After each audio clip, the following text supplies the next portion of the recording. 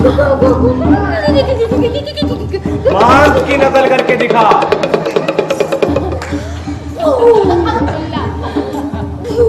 साध्वी की नकल करके दिखा।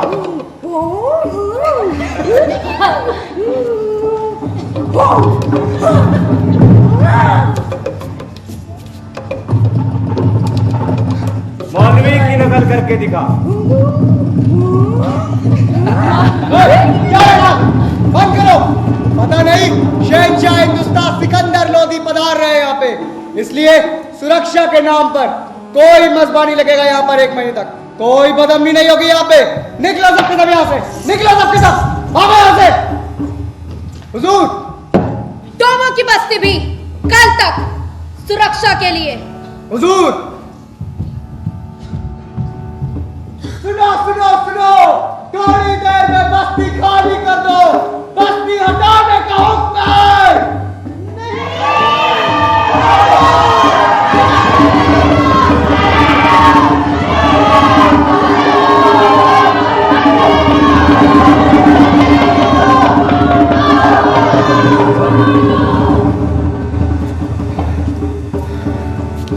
हद कर दी।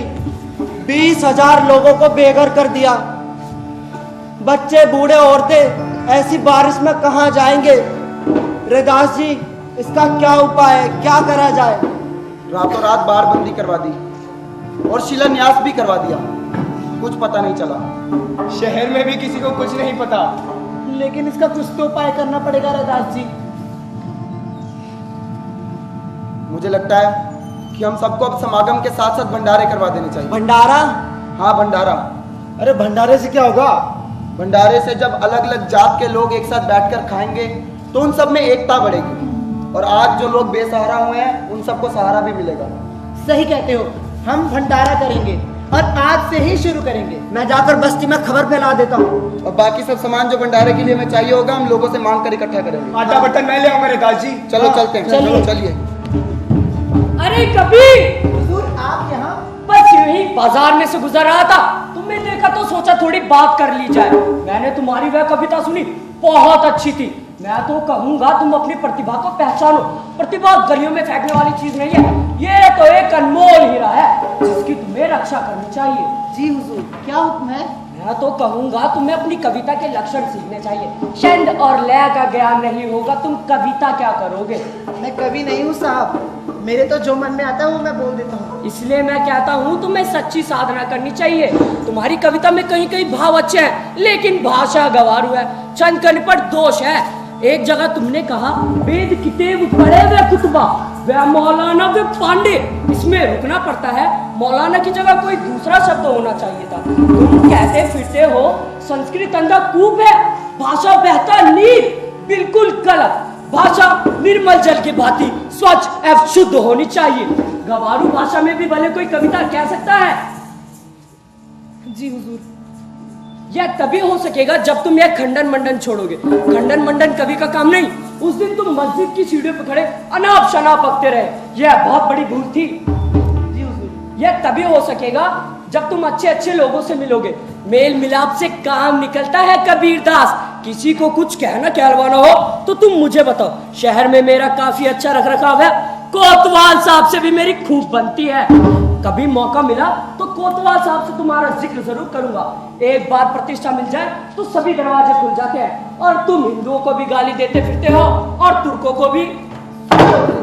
मैं हूँ तो एक अनपढ़ अजाता जुलाहा, पर एक बात तो मैं भी समझता हूँ, जब तक किसी की नजर में एक हिंदू है और दूसरा तुर्क, तब तक कोई इंसान को इंसान नहीं समझेगा। सुनो कबीरदास, यह काशी है, लोग तुम्हें कुचल देंगे। यहाँ का राजा हिंदू है और कोतवाल तुर्क, और लोधी बादशाह के मलदारी में तुम खुद एक मामूली से जुलाए हो। क्या आपको कोतवाल साहब ने यहाँ भेजा है? नहीं नहीं, मुझे भला कोई क्यों भेजेगा? मैं तो तुम्हारा भला चाहता हूँ, इसलिए तुम्हें बता रहा हूँ। आप साफ साफ कहिए हुजूर, आप यहाँ तशरीफ क्यों लेकर आए मैं हैं? वक्त रहते तुम्हें आगाह करने आया हूँ कबीरदास। किस बात के बारे में आगाह करने आए हैं? सुनो कबीरदास, दिल्ली के बादशाह सिकंदर लोधी यहाँ तशरीफ ला रहे हैं। सुना है बिहार की फतेह के बाद दिल्ली लौट रहे हैं, रास्ते में काशी होते हुए जाएंगे।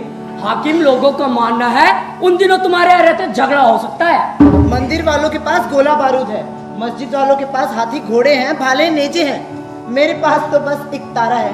मेरे रहते किस चीज का डर? बादशाह सलामत क्या रहते, तुम सत्संग लगाना बंद करो।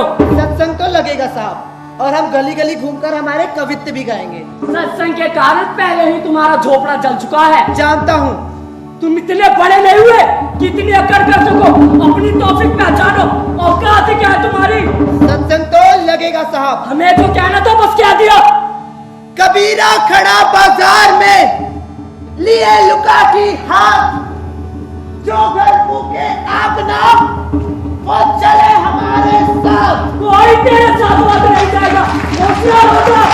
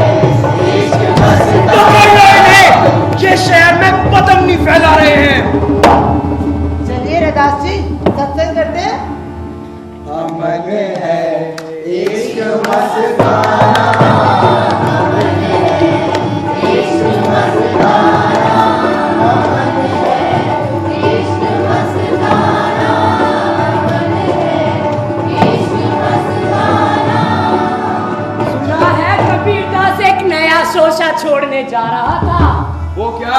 सुना है अब सत्संग के साथ भंडारे भी लगाएगा। इससे क्या होगा? इससे जात पात के नियम टूटेंगे और धर्म की मर्यादाएं टूटेंगी। और सुना है डोम चमारों को सहारा मिलेगा। और यह भी सुना है यह बीमारी सिर्फ काशी में ही नहीं बल्कि देश के और स्थानों में भी फूट रही है। फूट ही नहीं रही है, फैल भी रही है। नाम भगवान का लेते हैं, आंखें शहंशाह को दिखाते हैं। अरे ये क्या आंखें दिखाएंगे? हमसे भूल हुई। एक बार अगर इन्हें हाथी के पैरों तले रौंद दिया होता, इनके सब सत्संग और भंडारे खत्म हो जाते। कहो क्या खबर? लश्कर वहां से चल पड़ा है। बादशाह सलामत काशी में प्रवेश करना ही चाहते हैं। मैं जनाब को खबर दे पाने के लिए सर पर दौड़ता हुआ आया हूँ। कितने दिन तक यहाँ कयाम करेंगे? 2 दिन तक लश्कर बढ़ाव डालेगा। उनकी आमद के दूसरे दिन शाही दरबार का इंतजाम कर दिया जाए। जी हुजूर। और क्या खबर? बादशाह सलामत ने ख्वाहिश जाहिर की है कि वे काशी में अपने निवास के दौरान कबीरदास नाम के फकीर से मिलना चाहते हैं। क्या क्या कबीरदास से मिलना चाहते हैं? हमने तो उससे और उसके साथियों को हवालात में बंद कर दिया। फरमा रहे थे कि उनके पीर शेख तक की कबीरदास का बहुत जिक्र करते हैं। ये तो सारी बात ही बदल गई। हम तो उससे कबीरदास की रात हटाना चाहते थे। बादशाह इसलिए तो बादशाह होते हैं, वो इंसान को पहचानते हैं। उन्होंने कबीरदास की खूबियों को पहचान लिया जो आप लोग नहीं पहचान पाए। अरे हाँ, सही बात होती है। जब किसी में गुण होते हैं तभी तो लोग उसे आंखों पर बिठाते हैं। 20 लोग उसके सत्संग में बैठने लगे। ये बिना किसी बात के तो नहीं हो सकता। इस आदमी को कितना दंड दिया गया, मत हाथी के आगे फेंका गया और कोड़े भी लगवाए गए, पर इसे आज तक नहीं आई। पहुंचा हुआ फकीर था इसलिए बच गया। इसमें तो कोई शक की बात है ही नहीं कि कोई पहुंचा हुआ फकीर है। ये कोई एक खुदाया ताकत है, इसमें एक खास कशिश है जो लोगों को ये अपनी तरफ खींच लेता है। बेशक बेशक, जब मैंने पहली बार कबीरदास को देखा तो देखता ही रह गया। चेहरे से नजरें हट ही नहीं रही थी। क्या नूर टपकता है। तो यही फैसला रहा, कबीरदास और उसके साथियों को रिहा कर दिया जाए। वे काशी में ही बने रहे। जहाँ ये लोग बैठते हैं उस जगह की सफाई का इंतजाम मैं करवा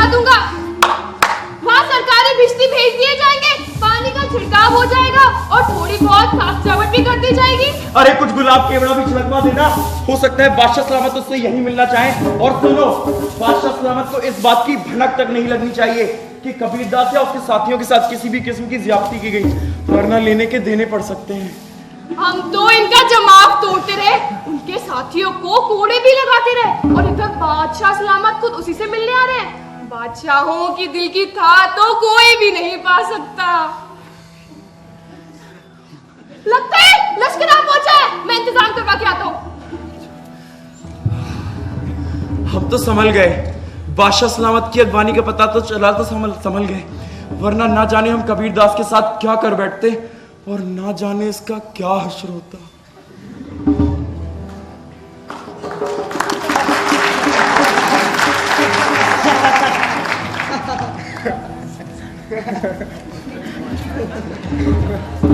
अच्छा हुआ समय रहते छोड़ दिया, वरना लोग सारे आते और भूखे ही लौट जाते। लगता है किसी बात से डर गए, तभी इतनी जल्दी छोड़ दिया सबको। हाँ हाँ, ये माला तो देखो, पता नहीं किस चीज से डर गए।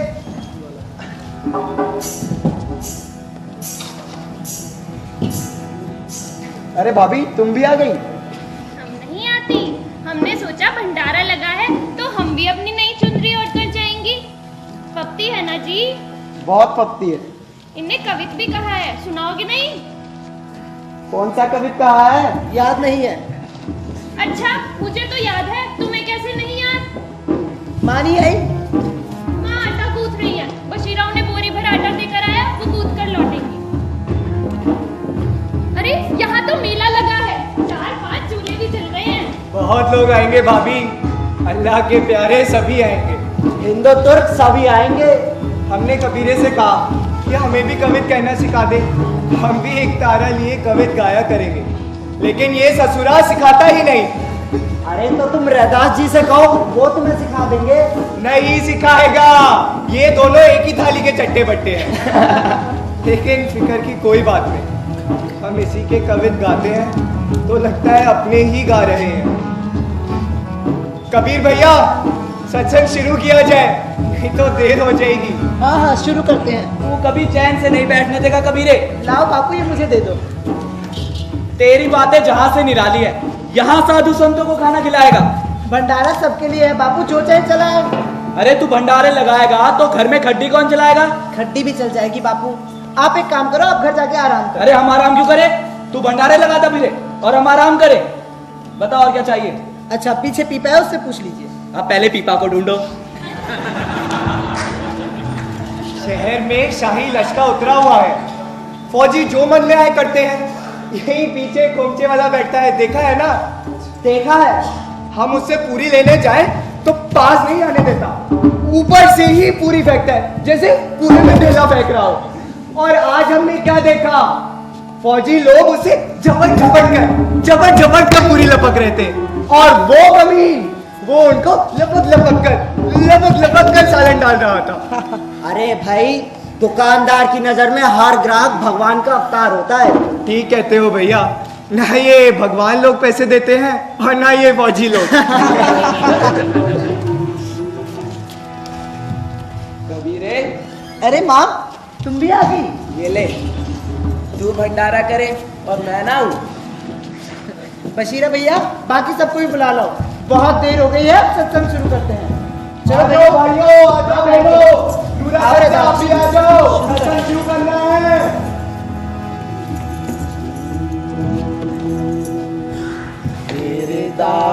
भीतर आरसी मुख देखा नहीं जाए, मुख तो तब ही देखही जो दिल की दुविधा जाए। कहूँ कौन भरमाया भाई रे, कहूँ कौन भरमाया, कहूँ कौन भरमाया भाई रे, कहूँ कौन भरमाया, कहूँ कौन भरमाया भाई रे, कहूँ कौन भरमाया। कोई जगदीश कहाँ से आया, कहूँ कौन भरमाया, कोई जगदीश कहाँ से आया, कहूँ कौन भरमाया, कहूँ कौन भरमाया भाई रे, कहूँ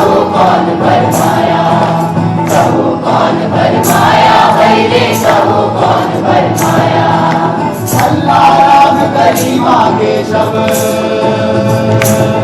हरि हजरत नाम कराया भाई ने कहो कौन फरमाया कहो कौन फरमाया भाई ने कहो कौन फरमाया कहो कौन फरमाया भाई ने कहो कौन फरमाया भाई ने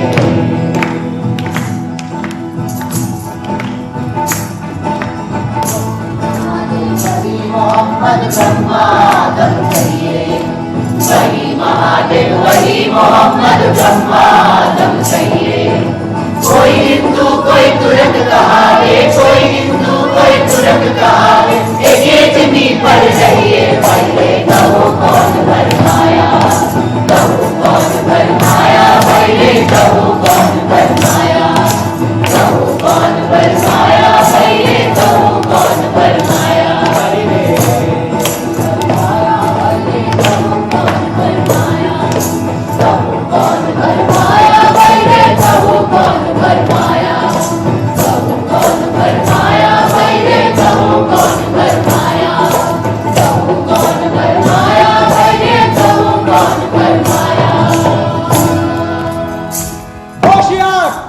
दिल्ली के शहंशाह सिकंदर लोधी पधार रहे हैं।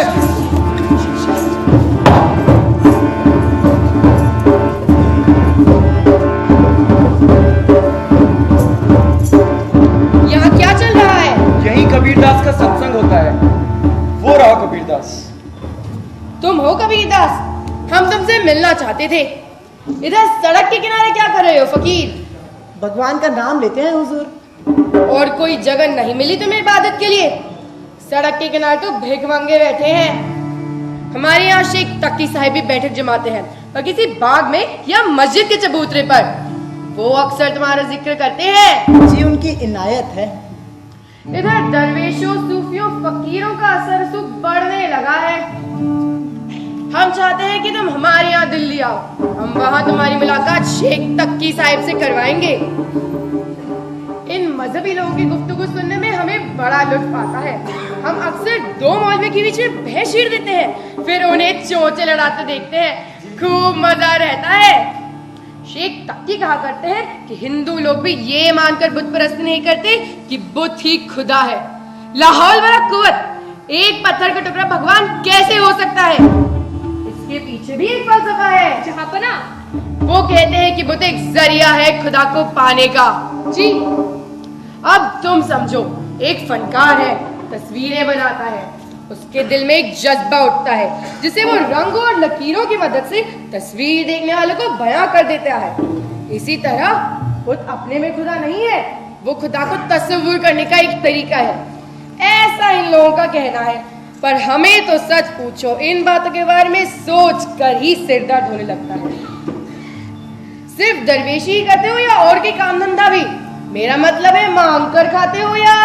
मैं जुलाहा हूँ हुजूर, कपड़े बनाता हूँ। ये मेरा गुरु भाई रैदास है, ये चमार है, सेना नाई है, बशीरा भिस्ती का काम करता है और बाकी सब डोम चमार हैं, मैला उठाते हैं। अच्छा तो तुम फकीर नहीं हो, हम समझ बैठे थे फकीर हो।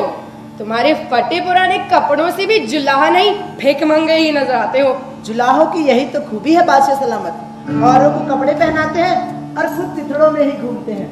जुलाहे को तो तिथड़े भी मिल जाए तो गनीमत है। ये तो अपने अपने एमाल की बात है।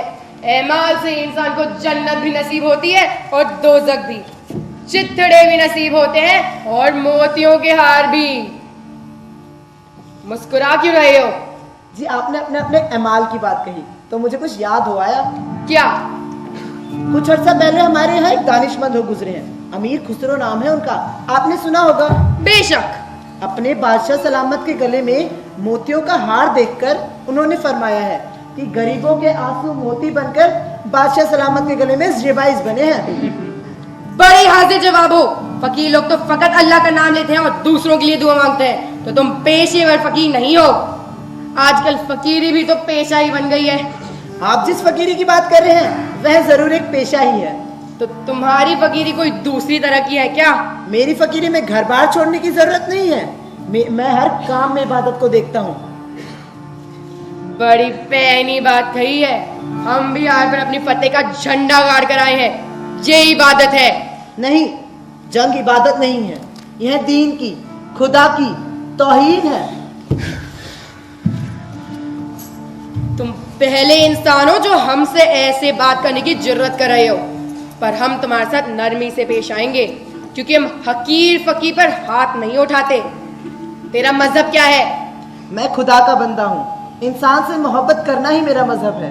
पर तेरा कोई दीन भी तो होगा, तू इबादत भी तो करता होगा। मेरा परवरदिगार मेरे चारों ओर है, वो मेरे दिल में बसता है।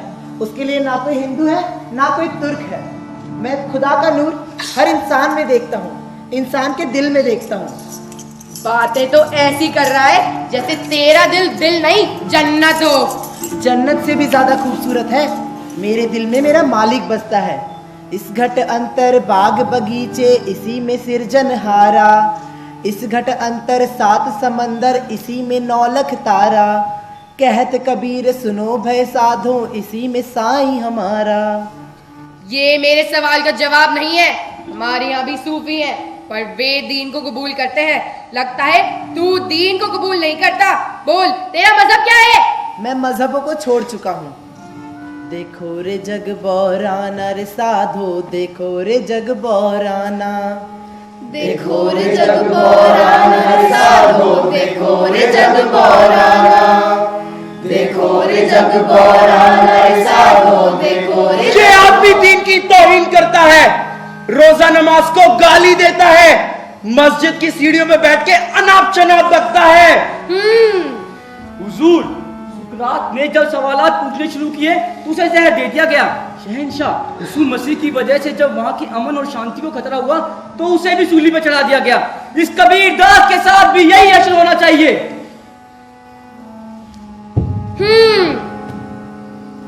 इस आदमी ने हमारी धार्मिक भावनाओं को ठेस पहुंचाई है। अगर ये किताबें लिखता होता तो हम इसकी किताबें जलवा देते। अगर ये मूर्तियां बनाता तो इसकी मूर्तियां तोड़वा दी जाती। पर ये तो कवित्त गाता है, लोगों के दिलों में बसता है। हमें इसे चुप कराना ही होगा। ले जाओ इसे। साच कहे तो मारन धावे, झूठ कहे बतिया नर साधो। हिंदू कहत है राम हमारा, मुसलमान रहमाना। हिंदू कहत है राम हमारा, मुसलमान रहमाना। आपस में दो लड़े मरत हैं, आपस में दो लड़े मरत हैं। मरम न कोई जाना रे साधो, देखो रे जग बौराना।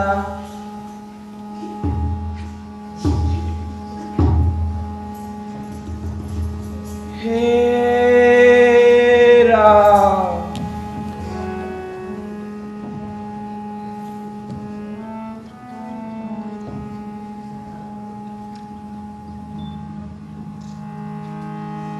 देखो रे जग बौराना रे साधो, देखो रे जग बौराना। देखो रे जग बौराना रे साधो, देखो रे जग बौराना। देखो रे जग बौराना रे साधो, देखो रे जग बौराना। देखो रे जग बौराना रे साधो, देखो रे जग बौराना। देखो रे जग बौराना रे साधो, देखो रे जग बौराना। देखो रे जग बौराना रे साधो, देखो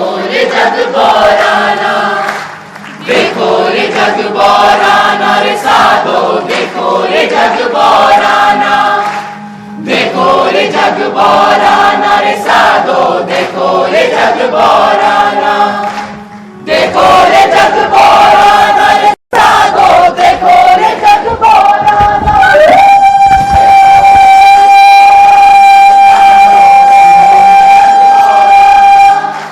देखो रे जग बौराना रे साधो, देखो रे जग बौराना।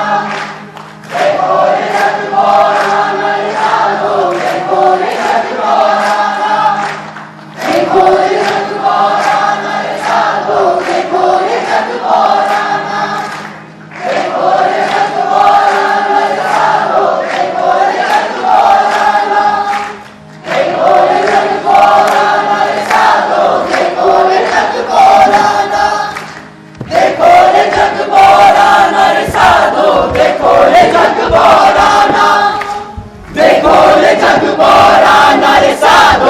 देखो रे जग बोराना, देखो रे जग बोराना रे साधो, देखो रे जग बोराना, देखो रे जग बोराना रे साधो, देखो रे